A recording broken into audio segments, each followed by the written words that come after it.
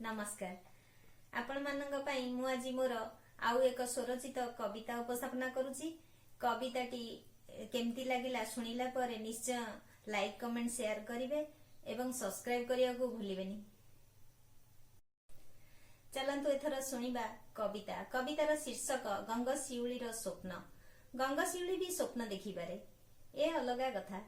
से स्वप्न सत हुए बा हुएनी, हुए तो से झड़ी जाए ता स्वप्न वास्तवता रूप नेला परे, बा स्वप्न सत हेबार संभावनार सबु आशा तुटी गला परे। चलंतु शुणिबा गंगशिउलीर स्वप्न।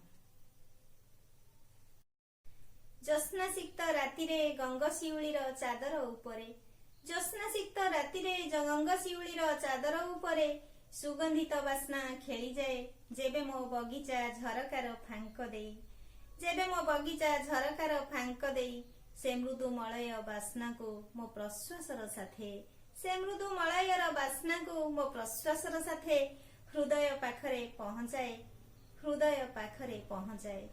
खोला आखिरे सेही चांद को चाही चाही मन मोर केते स्वप्न बुणे ताहा भी जाने ना। खोला आखिरे सेही चांद को चाही चाही मन मोर केते स्वप्न बुणे ताहा भी जाने ना।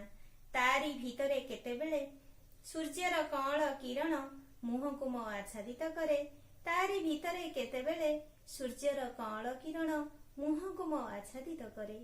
सेही स्वप्न सेईठी केमिति जे सरे ताहा भी जाने ना। जानिबाकू समय पाए ना, जानिबाकू समय पाए ना, जानिबाकू समय पाए ना। धन्यवाद।